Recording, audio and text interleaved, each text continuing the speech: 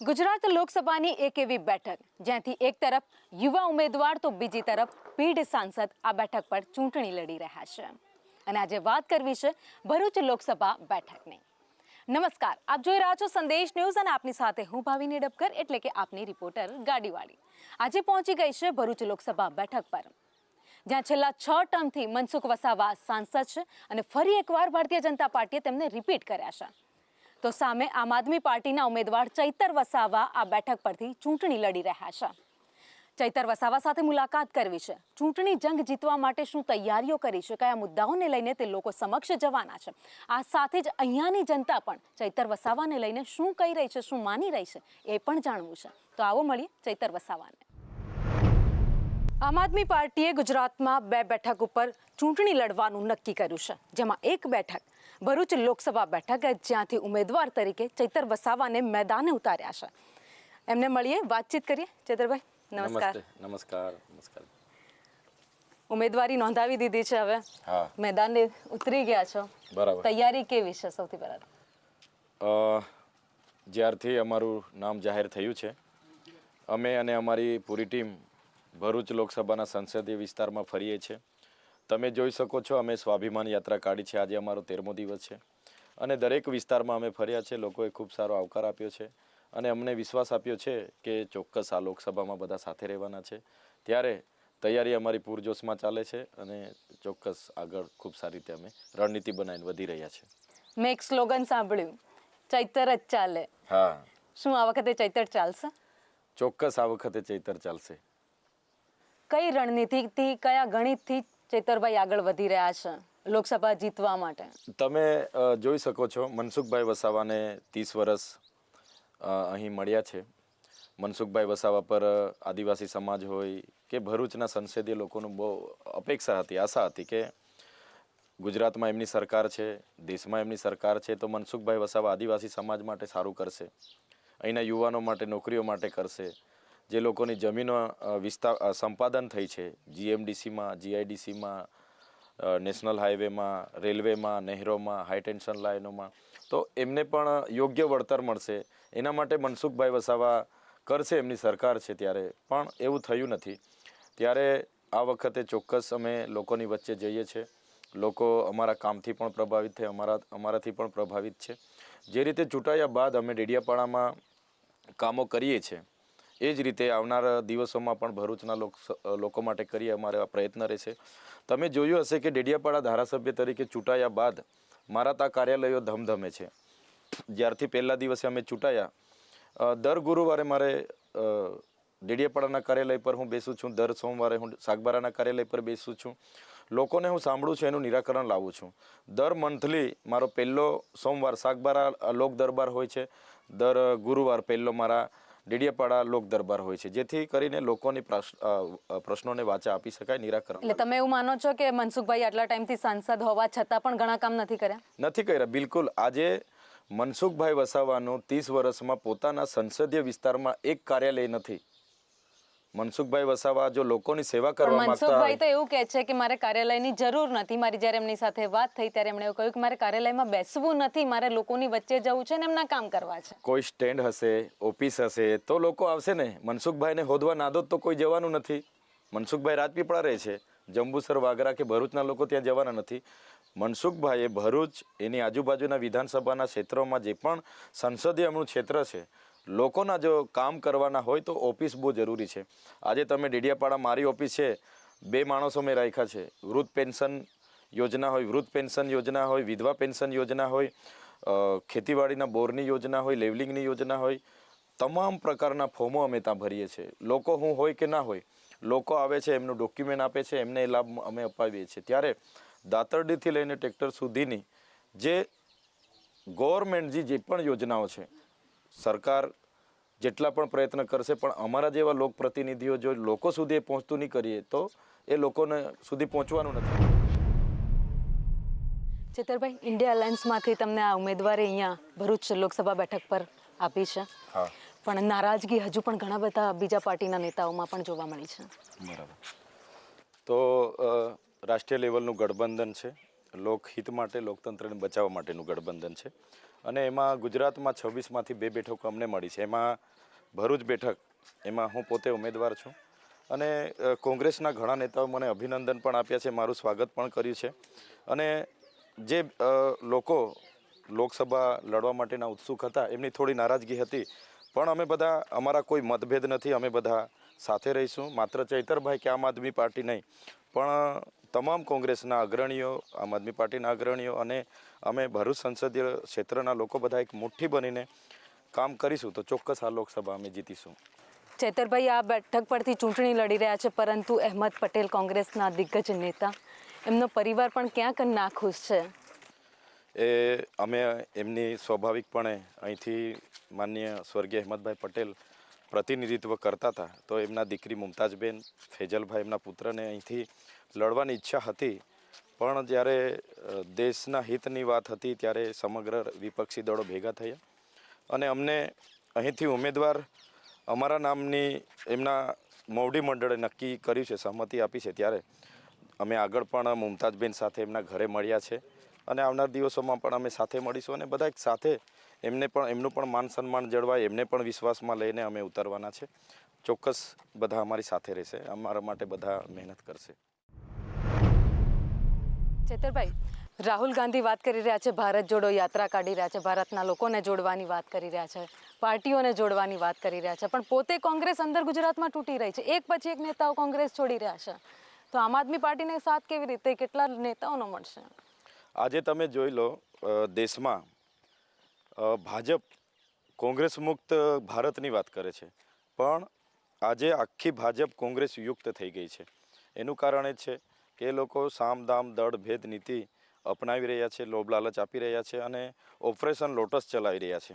એના અંતર્ગત આજે કોંગ્રેસના આગેવાનોની પણ મજબૂરી હશે, એ લોકો એમના મજબૂરી વશ થઈને એમની સાથે જઈ રહેલા છે. એટલે તમે એવું માનો છો કે કેટલાક કોંગ્રેસના નેતાઓ છે જે મજબૂરી વશ થઈને જઈ રહ્યા છે, દબાણમાં આવીને ભાજપમાં જોડાઈ રહ્યા છે? હા, બિલકુલ. એમનો પોતાનો અંગત સ્વાર્થ હશે, કાં તો કોઈ એવી એમની દુખતી નસ એમણે દબાવી હશે કે જે મજબૂરી વશ થઈને એમને જવું પડે છે. તો લોકસભા જો કદાચ જીતી જાય છે ચૈતર વસાવા, તો ધારાસભ્ય પદે કોણ આવશે? આમ આદમી પાર્ટીમાં હું ધારાસભ્ય આટલી નાની ઉંમરમાં બન્યો છું, મારા માટે બહુ ગર્વની વાત છે. અને મેં લોકસભા એટલા માટે લડવા અને જીતવા માગું છું કે આ વિસ્તારોમાં ભરૂચથી આજુબાજુ જેટલા પણ આદિવાસી સમાજ છે, આજે તમામ ફળિયામાં હું ગયો છું. મૂળ લોકો અહીંના છે, વર્ષોથી અહીં રહે છે, છતાં એ લોકોના આજે ઘર પણ પોતાના નામના નથી. મજૂરી કરે છે, એમના બાળકોને ભણવાની વ્યવસ્થા નથી, તો એ લોકોને પણ એમના ઘરો એમના પંચાયતોમાં નામે થાય, એમને આવાસ મળે, એમને પાયાની સુવિધા મળે, શિક્ષણ મળે, આરોગ્ય મળે, એ અમારો હેતુ છે. અને સાથે સાથે આદિવાસીઓને જે શિડ્યુલ 5ની વાત છે, જે લાગુ કરવાની વાત છે, પૈસા એક્ટની લાગુ કરવાની વાત છે, તો આ વિસ્તારોમાં આટલા વર્ષોથી અહીંના સાંસદ આદિવાસી હોવા છતાં કોઈ જાગૃતિ નથી, લોકોને કોઈ સુવિધા નથી, કોઈ યોજના નથી. ત્યારે અમે આ લોકસભા લડવા અને જીતવા માગીએ છીએ અને બધાનો સાથ સહકાર રહેશે, બધાનો આશીર્વાદ, બધાની દુઆઓ રહેશે તો અમે ચોક્કસ જીતીશું. અને હું લોકસભા જીત્યા બાદ અમારી ટીમ નક્કી કરશે, અમારું મોવડી મંડળ નક્કી કરશે, અમારા સંગઠનમાંથી વિધાનસભાના ઉમેદવાર હશે. મારા પરિવારમાંથી કોઈ આવનાર દિવસોમાં વિધાનસભાના ઉમેદવાર નહીં રહેવાના. ચેતરભાઈ, બીટીપીમાંથી રાજકારણ શીખ્યા. હા. અને આમ આદમી પાર્ટીમાં જોડાવાની નોબત એવી તો શું આવી કે બીટીપી છોડવું પડ્યું ને અહીંયા આવવું પડ્યું? અમે બીટીપીમાં મારા જીવનના મેં 8 વર્ષ આપ્યા છે. બીટીપી પાર્ટીને મજબૂત કરવા અમે ખૂબ મહેનત કરી હતી અને માન્ય છોટુભાઈ વસાવા અને મહેશભાઈ વસાવા મને 2017થી કમિટમેન્ટ આપ્યું હતું કે આ વખતે તમે મહેશભાઈને ડેડિયાપાડાથી જીતાવી દો, 2022માં તમારામાંથી કોઈ લડવાનું છે ને મારું નામ એ લોકોએ કીધું કે ચૈતરભાઈ લડશે. એ જ ધ્યેયથી અમે મહેશભાઈને ત્યાં આયાતી ઉમેદવાર હોવા છતાં ડેડિયાપાડામાં જીતાડીને વિધાનસભામાં મોકલેલા. જ્યારે મારે 2022માં લડવાનું થયું તો એમણે મને મેન્ડેટ ના આપ્યો, એમણે મને ઉતારવાની ના પાડી દીધી કે તમારે નથી ઉતારવાનું. એટલે ક્યાંક ને ક્યાંક એમને ઉપર લેવલે કોઈ પાર્ટી સાથે સેટિંગ હશે એવું મેં માનું છું. અને હું પોતે દાવેદાર હોવા છતાં, સક્ષમ હોવા છતાં, જીતી શકું હોવા છતાં મને ટિકિટ નહીં આપી. તો પછી અમે રાજી ખુશીથી છૂટા પડ્યા. મારો કોઈ વાત કે વિવાદ નહોતો થયો. ચંદરિયા ઓફિસે બેઠા, મિટિંગ થઈ, એમણે મને સ્પષ્ટ ના પાડી એટલે મેં કીધું કંઈ વાંધો નહીં, તો હું અપક્ષ લડીશ. તો મારે અપક્ષ લડવાનું નક્કી હતું. એના બાદમાં તૈયારી ફૂલ હતી. એટલે ત્યાં આમ આદમી પાર્ટી પણ લડતી હતી. એટલે એમણે જોયું કે ચૈતરભાઈ અપક્ષ લડે છે. એમણે કીધું કે ચૈતરભાઈ, તમને અમારી સાથે આવો, આટલું મોટું મંચ છે, અમે તમને સપોર્ટ કરીશું, કેજરીવાલ સાહેબ તમારી સાથે વાત કરવાના છે. ત્યાંથી એમના કાર્યકરે કેજરીવાલ સાહેબ સાથે વાત કરાવી, સંદીપ પાઠક સાહેબ સાથે વાત કરાવી અને એમણે મળવા માટેનો સમય આપ્યો. અમે મળ્યા. એમણે મને એવું કીધું, ચૈતરભાઈ તમે જીતશો, આપણે આ વખતે સારું એવું છે ટ્રાઇબલ એરિયામાં, તો તમારા જે મુદ્દા હશે એના પર પાર્ટી કામ કરશે. હું લોકસભા લડવા એટલા માટે આવ્યો છું. હું તો ધારાસભ્ય છું જ, સંતોષ છે મને, ખુશ છું મેં. પણ ભરૂચના આજુબાજુના જેટલા પણ ગામડામાં હું ગયો છું, બધા ગામોમાં આદિવાસીના જેટલા પણ ફળિયા છે, બિચારાઓ એમના દાદા પરદાદા અહીંયા જીવીને ગુજરી ગયા, હજુ પણ એમના મકાનો નામે નથી થયા. એટલી દયનીય હાલત છે કે યુવાનોને નોકરી નથી, 2 ટકના રોટલા માટે મજૂરી જવું પડે છે, નજીકમાં જીઆઈડીસીઓ હોવા છતાં. અને બીજું કે શિક્ષણ નથી, વ્યસનો તરફ છે બધા. ત્યારે એ લોકોને એમાંથી કાઢવા માટે હું આ લોકસભા લડવા અને જીતવા માંગુ છું. આદિવાસીઓને પોતાના હક અપાવવા માટે ચૈતર વસાવા આગળના દિવસમાં શું કરશે? મેં આગળ પણ કીધું છે, જે આદિવાસી સમાજે આ વિસ્તારોમાં ડેમોમાં જમીનો ગુમાવી, એમને ડેમોમાં પોતાના ગામો વિસ્થાપિત થયા, નવી વસાહતો બની છતાંય એમને આજે ત્યાં પીવાનું પાણીની તંગી છે. નર્મદા ડેમમાં જમીનો ગઈ, ઉકાઈ ડેમમાં ગઈ, કડાણા ડેમમાં ગઈ, છતાં પાણી નથી. બધા વરસાદી ખેતી કરીને મજૂરી આવી પડે. ત્યારે એના માટે અમે કરવા માગીએ છીએ કે અમારા શાસન દરમિયાન હું ચૂંટામ તો કેન્દ્ર સરકાર પર ધારદાર રજૂઆત કરીને આ વિસ્તારોમાં સિંચાઈની વ્યવસ્થા કરાવવા માગું છું. જે આટલી મોટી જીઆઈડીસીઓ છે, અમારા યુવાનોને કાયમી રોજગારી મળે. હમણાં બધા બહારના લોકો અહીંયા કાયમી રોજગારી, અમારા લોકોનું શોષણ થાય છે 12 કલાક, એમને કાયમી રોજગારી મળે. આ વિસ્તારોમાં જેટલી પણ આદિવાસી વસાહતો છે, બધી વસાહતો જેના પણ ઘરો નામે નથી થયા, બધાના ઘરો નામે થાય, એમને પાકા આવાસ મળે, એ અમારું ધ્યેય છે. ચૈતર વસાવા પર એવા પણ આરોપ લાગ્યા છે કે એ બહુ જ મહત્વાકાંક્ષી છે. ચૈતરભાઈ વસાવા આવા જ કાચા ઘરમાંથી ભણી ગણીને એના મમ્મી પપ્પાએ મજદૂરી કરીને મને ભણાવ્યો. અમે 9 ભાઈ બહેન હતા. તો જેમ તેમ કરીને ભણ્યા ગણ્યા પછી હું સરકારી નોકરી લાગ્યો હતો. હું ખેતીવાડી અધિકારી હતો. તો મેં રાજીનામું આપ્યું. આ બધું જોયું કે ગુજરાતમાં તો ભય, ભ્રમ અને ભ્રષ્ટાચારથી આખી સરકાર ચાલે છે. અમારા આદિવાસી સમાજનું શું? બંધારણમાં પ્રાવધાન છે, છતાં આજ દિન સુધી અમલીકરણ કેમ નથી થતું? ત્યારે મેં રાજીનામું આપ્યું. ત્યારે મારા અધિકારીઓએ કીધું કે ચૈતરભાઈ, તમે 5 વર્ષ પછી ટીડીઓ બની જશો. તમે નહીં માનશો, મારી સાથેના બધા આજે ટીડીઓ છે. હું પણ ટીડીઓ રહેતે, મારા ઘરના પણ નોકરી કરતા હતા. તો મારે આ બધી જેલો વેઠવાનું શું કારણ? મેં શું કામ જેલો વેઠું છું? મારો પરિવાર જેલો વેઠે છે, કેમ કે હું અમારા સમાજનું કંઈક કરવા માગીએ છીએ. નહીં તો મારે જો મહત્વાકાંક્ષા રહેતી તો હું ટીડીઓ રહેતે, નોકરી કરતે, 2 માળનો બંગલો, મારા છોકરા 4 વ્હીલ લઈને ફરતે, મારું ફેમિલી સેટ થઈ જવાનું હતું. સાંસદ શ્રી મનસુખભાઈ વસાવાને 30 વર્ષ આપ્યા અમારા લોકોએ. અમારા આદિવાસી સમાજે ખોબલે ને ખોબલા મત આપ્યા છે, એનાથી જ સાંસદ મનસુખભાઈ જીત્યા છે. મારા મામા જ છે, ઘરના જ છે. 6 ટર્મ જીત્યા છે, તો 7મી ટર્મ પણ કદાચ એ જીતી જવું એ આ વખતે શક્ય નથી. એમાં એવું છે, તમે આજે જોઈ શકો છો, સરકારમાં કોઈ પણ કર્મચારીને 60 વર્ષ થાય તો એમને રિટાયરમેન્ટ થવું પડે છે. મનસુખભાઈની ઉંમર એટલી થઈ ગયેલી છે કે હવે દોડી નથી શકતા કે આવી નથી શકતા. મનસુખભાઈનું 30 વર્ષના શાસનમાં એક પણ ઓફિસ, પોતાની કાર્યાલય એમણે નથી ખોલી. ઓફિસ ખોલશે તો લોકો એમના પર કામ લઈને આવવાના છે ને. એ પોતે નાદોત રહી છે. ત્યારે હું સક્ષમ છું અને મને પણ એક તક મળવી જોઈએ. ત્યારે ચોક્કસ 7મી વાર અમે જીતવાના છે. આજની તારીખે પણ હું કહેવા માગું છું, લોકોનો બહુ પ્રેમ મળે છે મને. અરવિંદ કેજરીવાલે રિસ્ક તો લીધું છે, દિલ્હી અને હરિયાણાની બેઠક છોડી ગુજરાત ઉપર રિસ્ક લીધું ને ચૈતર વસાવાને મેદાને ઉતર્યા છે. ખરેખરમાં રિસ્ક કારગર નીવડશે? ચોક્કસ. અરવિંદ કેજરીવાલે અમારા પર ભરોસો કરીને ગોવા, ચંદીગઢ, હરિયાણાની બેઠકો છોડી દીધી છે ભરૂચ સીટ માટે.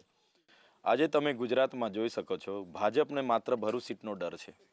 ભરૂચમાં ટફ ફાઇટ છે અને ભરૂચથી ડર છે. અમારા લોકો એકદમ ધ્યાનપૂર્વક જોઈ રહેલા છે, ઝીણવટપૂર્વક આ ભાજપ શું કરી રહી છે.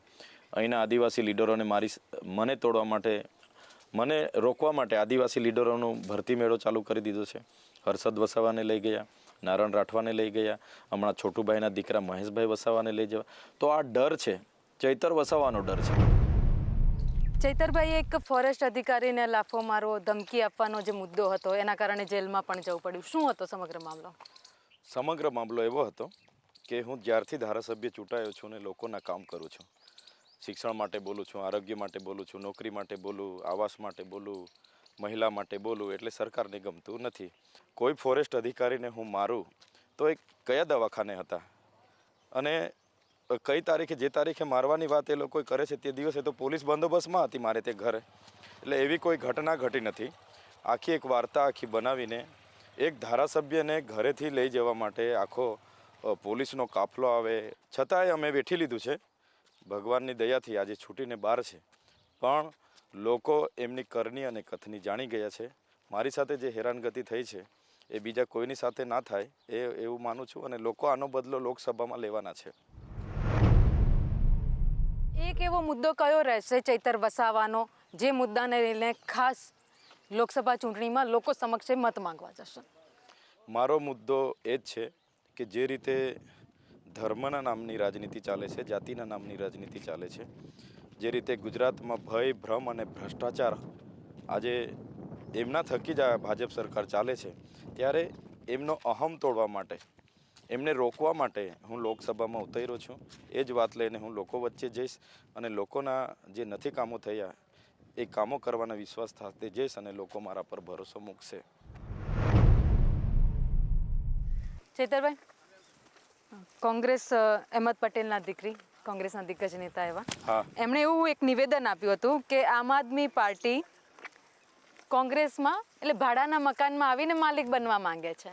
એવું નથી. ગુજરાતમાં આમ આદમી પાર્ટીને 41 લાખ મત મળ્યા છે અને અમારા જેવા ધારાસભ્ય આ વિસ્તારમાંથી ચૂંટાયા છે અને એ જ ભરૂચ લોકસભામાં સંસદીય વિસ્તારમાં અમે આવીએ છીએ અને લોકોનું કામ કરીએ છીએ. લોકોની એક માંગ છે, મારી માંગ નથી કે ચૈતરભાઈ લોકસભા લડે. ભરૂચ સંસદીય વિસ્તારના લોકોની એક માંગ છે કે ચૈતરભાઈ લડે. એક જ ચાલે આ લોકો સામે, ચૈતરભાઈ જ ચાલે. એ લોકોએ બનાવેલું સ્લોગન છે અને એ માંગને ધ્યાને રાખીને અમે આ સીટ માગી છે. અને ગુજરાતમાં 24 સીટ એમને આપી છે, 2 સીટ અમે લડવાના છે. તો બધે જ અમારું સંગઠન પણ એમને મદદરૂપ થવાનું છે. એટલે એવી કોઈ અસમજ નથી કે કોઈ ભેદ નથી. બધા અમે સાથે રહીને લડીશું ને જીતીશું. છેલ્લો સવાલ, હા, કેટલી લીડથી આ બેઠક જીતવાનો પ્લાન છે? અમે જે રીતે આ વિસ્તારમાં ફરીએ છીએ, જે રીતે આદિવાસી સમાજ, મુસ્લિમ સમાજ, પટેલ, રાજપૂત સમાજ, દલિત સમાજ જે રીતના અમને સાથ સહકાર આપી રહ્યો છે, મને લાગે છે હું 50,000ની લીડ આ બેઠક પરથી મેળવી શકીશ. અને ચૈતર વસાવા આ બેઠક ઉપરથી કેમ ચાલશે? ચૈતર વસાવા આ બેઠક પરથી એટલા માટે ચાલવાના છે કે જે 30 વર્ષ સાંસદ મનસુખભાઈ વસાવાને આપ્યા છે, છતાંય આ વિસ્તારોમાં એ પોતાની એક ઓફિસ પણ નથી ખોલી શક્યા 30 વર્ષ દરમિયાન.